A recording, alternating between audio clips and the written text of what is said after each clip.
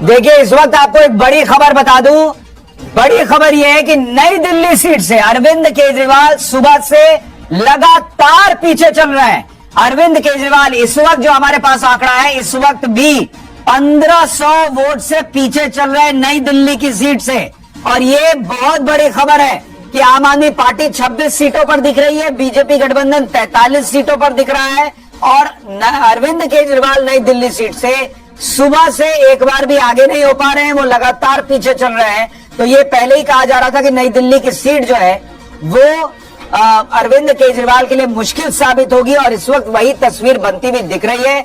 नव भारत पर दिल्ली के दिग्गजों के जो अपडेट है आप देख रहे हैं। केजरीवाल पीछे, मनीष सिसोदिया पीछे चल रहे हैं, आतिशी पीछे, सत्येंद्र जैन पीछे, यानी जितने बड़े चेहरे आम आदमी पार्टी के सब पीछे चल रहे हैं। कांग्रेस से अलका लांबा और रागिनी नायक पीछे चल रहे हैं। संदीप दीक्षित जो नई दिल्ली से कांग्रेस के प्रत्याशी हैं वो पीछे, अमानतुल्लाह खान ओखला से पीछे चल रहे हैं। हालांकि वहां पर यह कहा जा रहा था कि ओखला में अमानतुल्लाह खान को टक्कर मिल सकती है कांग्रेस और AIMIM से, लेकिन इस वक्त वहां यह दिख रहा है कि बीजेपी का कैंडिडेट ओखला में आगे चल रहा है और मुस्लिम बहुल जो सीटें हैं ऐसी 5 सीटों पर बीजेपी आगे चल रही है।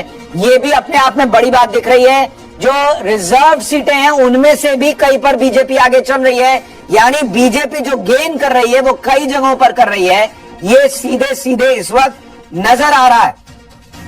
अमित, जरा ये बताइए कि ये जो मुस्लिम बहुल सीटों पर बीजेपी आगे चल रही है, ये क्या खेल हुआ है? देखिए सुशांत, मुझे लगता है कि बीजेपी ने, पहले भी बात हुई थी कि बहुत मेहनत इस बार की है, लेकिन उसकी नजर जो है बीजेपी की इस बात पर जरूर टिकी थी कि उनके नतीजे कहीं ना कहीं कांग्रेस के वोट परसेंट पर थी। और इसीलिए मुझे लग रहा है जो कुछ जगहों पे आप देखिएगा, जो अभी जो शुरुआती लग रहा है, जैसे थोड़ी देर पहले आपने भी कहा कि करीब 12-14% कांग्रेस का हो सकता है, हालांकि शुरुआती है, लेकिन मुझे लगता है कि बहुत बड़ा कंट्रीब्यूशन आप देखेंगे कि अगर बीजेपी बहुमत की तरफ जाती है तो उसमें एक बड़ा रोल होगा कि कांग्रेस ने अच्छा फाइट किया है, मतलब उनको वोट परसेंट मिला। और उसकी वजह ये नहीं कि कांग्रेस के नेताओं ने मेहनत की, उसका नतीजा ये है कि जो उनका पुराना वोट बैंक था उनको लगने लगा कि अब वक्त आ गया है कि अब केजरीवाल से हटके वापस उनके पास आ जाए, कि एक नाराजगी जो थी एंटी इनकम्बेंसी थी। तो मुझे लगता है बड़ी वजह होगी कि कांग्रेस का वोट परसेंट गेन करना। और इसीलिए आप देखिए मुस्लिम बहुल इलाके जैसे में अगर बीजेपी आगे बढ़ रही है तो निश्चित तौर पर वहां पर कांग्रेस ने एक बड़ा खेल किया है और उसी की वजह से वो आगे बढ़ती दिख रही है। खास ठीक है, अभी बात करते करते बीजेपी 42, आम आदमी पार्टी 27, कांग्रेस 1, 70 सीटों के रुझान आपके सामने आ चुके हैं। आम आदमी पार्टी से नव्यान शर्मा जुड़ गए हैं, सतीश लखेरा बीजेपी से, विजय राठी सपा से। नव्यान भाई, लगातार सुबह से नई दिल्ली सीट पर अरविंद केजरीवाल पीछे चल रहे हैं।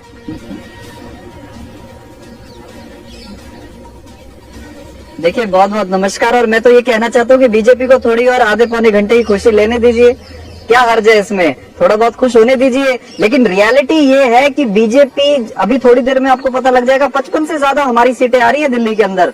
उसकी वजह ये है कि वोट पाने के लिए जनता चाहिए होती है, जनता वोट करती है।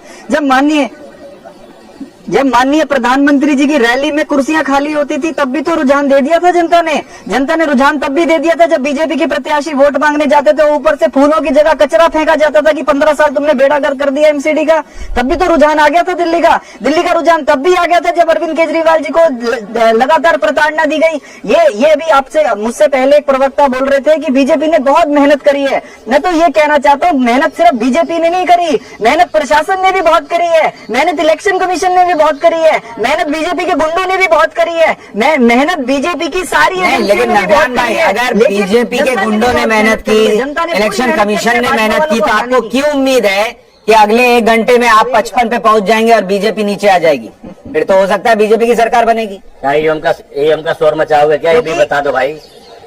क्योंकि ये लड़ाई राजनीतिक नहीं है सर, ये लड़ाई लोगों की जीविका से जुड़ी है। लोग बीजेपी के प्रपंच और प्रोपोगेंडा में अपनी जीविका नहीं छोड़ेंगे। वो महिलाएं बस लेकिन नव्यान भाई, इससे एक चीज तो क्लियर हो जाती है ना कि भाई EVM में कोई गड़बड़ी नहीं है और प्रशासन चाह के भी गड़बड़ी नहीं कर सकता, क्योंकि अगर सबने गड़बड़ी की तो फिर आप जीतेंगे नहीं, और अगर आप जीत रहे हैं तो इसका मतलब गड़बड़ी हो नहीं सकती।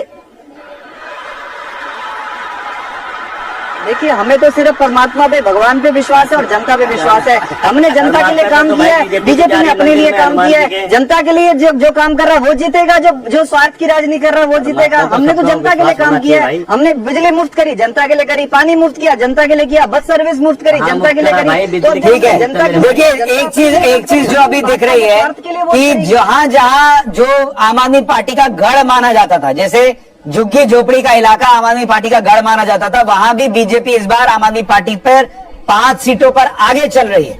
तो ये ऐसा दिख रहा है कि मुस्लिम बहुल इलाकों में कांग्रेस को जो वोट पड़ रहे हैं उसका फायदा बीजेपी को हो रहा है। झुग्गी झोपड़ी के इलाकों में भी बीजेपी ने जो फ्रीबीज दी शायद उसका असर हो रहा है कि झुग्गी झोपड़ी के इलाकों में भी बीजेपी को बढ़त दिख रही है और कई जगहों पर बीजेपी जो है वो बेहतर प्रदर्शन करती दिख रही है।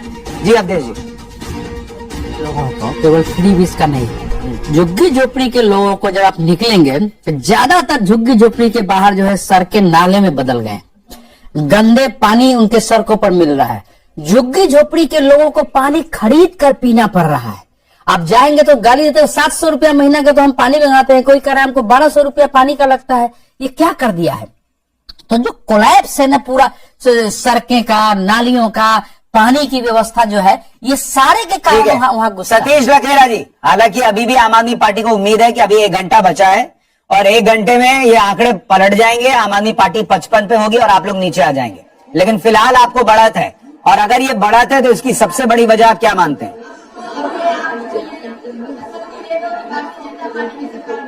नहीं, ये तो परमात्मा में विश्वास कर रहे हैं, मौलानाओं को पेंशन दे रहे हैं। इनको अभी 1-1.5 घंटे में सब पता चल जाएगा और ये 1-1.5 घंटे तक डिबेट में बने रहे।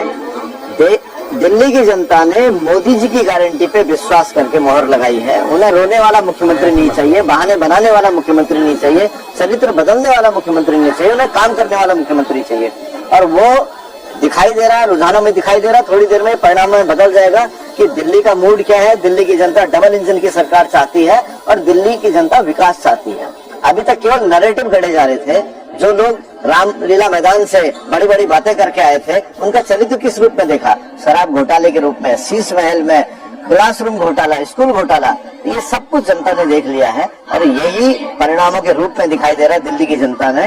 और अभी आम आदमी पार्टी को और खिंचाने दीजिए, अभी इनके पास और नैरेटिव होगा, इनके साथ क्या अत्याचार हुआ है। ठीक है, विजय राठी जी, सपा से विजय राठी हमारे साथ है। विजय भाई, आप लोग मिल्कीपुर तो हार ही रहे हैं ऐसा दिख रहा है अभी शुरुआत में, लेकिन दिल्ली में भी अखिलेश यादव ने केजरीवाल के लिए वोट मांगे थे, उसका भी असर नहीं हुआ लग रहा है। देखिए सुशांत जी, ऐसा अभी तो कहीं जल्दबाजी होगा, अभी नहीं, अभी 1 घंटा और इंतजार कीजिए और मिल्कीपुर हम निश्चित रूप से जीतेंगे। और तब जीतेंगे जब पुलिस, एसपी, डीएम, सीओ, दरोगा, पूरी सरकार केंद्र की हो, राज्य की हो, सब मिलकर के अपनी नाक का सवाल बनाए थे। उसके बावजूद और ऐसी जगह जिन बूथों से समाजवादी पार्टी को पहले अच्छे खासे मत मिलते रहे, वहां पुलिस का पहरा लगाना, छावनी बनाना, उसके बावजूद आप देखिएगा जब रिजल्ट आएगा तो मिल्कीपुर हो सकता है हम कम मार्जिन से जीते, लेकिन मिल्कीपुर समाजवादी पार्टी जीत रही होगी। दूसरी